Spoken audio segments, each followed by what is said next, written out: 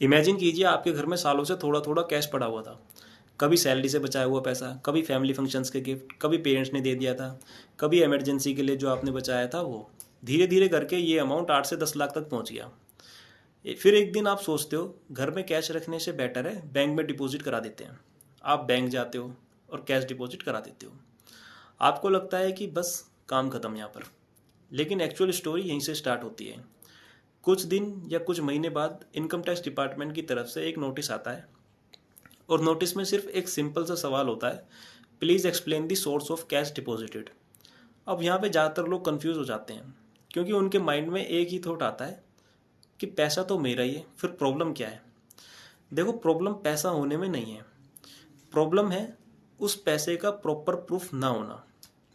Income tax law के according अगर आप कैश का सोर्स प्रॉपरली एक्सप्लेन नहीं कर पाते तो डिपार्टमेंट उस अमाउंट को अनएक्सप्लेन्ड इनकम ट्रीट कर सकता है। और यहाँ सबसे ज़्यादा इम्पोर्टेंट बात समझने वाली ये है कि इस इनकम पर नॉर्मल टैक्स रेट अप्लाई नहीं होता। बहुत लोग ये सोचते हैं कि मैक्सिमम 20% या 30% टैक्स लगेगा, बट एक्चुअल पोजीशन काफ़ी स्ट्रिक्ट है।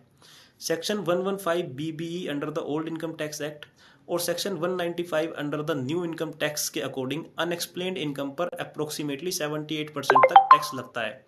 इस 78% के अंदर सरचार्ज और सेस इंक्लूडेड है। मतलब अगर 10 लाख का अनएक्सप्लेन्ड इनकम ट्रीट हुआ तो लगभग 7.8 लाख टैक्स में चला जाएगा, बाकी 2.2 लाख आपके पास बचेगा। और सिचुएशन यहीं तक लिमिटेड नहीं है, लो यहाँ पर और भी स्ट्रिक्ट हो जाता है। जैसे कि आप इसमें कोई भी डिडक्शन क्लेम नहीं कर सकते, कोई भी एक्सपेंस आप इससे एडजस्ट नहीं कर सकते, कोई भी लॉस सेट ऑफ इसमें नहीं हो सकता। इसलिए प्रैक्टिकल रियलिटी ये है कि कैश रखना इलीगल नहीं है, लेकिन बिना डॉक्यूमेंटेशन के लार्ज कैश मेंटेन करना फ्यूचर में काफ़ी सीरियस टैक्स इशू क्रिएट कर सकता है। अगर आप जेन्युइनली सेविंग मेंटेन करते हो तो उसका proper record, withdrawal trail, conformations और सपोर्टिंग डॉक्यूमेंट संभाल के रखना बहुत ज़रूरी है। क्योंकि एंड में डिपार्टमेंट सिर्फ एक ही क्वेश्चन पूछता है, can you explain where this money came from. और अगर आंसर प्रॉपरली सपोर्टेड नहीं हुआ तो टैक्स इम्पैक्ट इसके काफ़ी हैवी होते हैं। ऐसे ही फाइनेंस और टैक्स की नॉलेज के लिए फॉलो करें CA Adil finance zone. Thank you.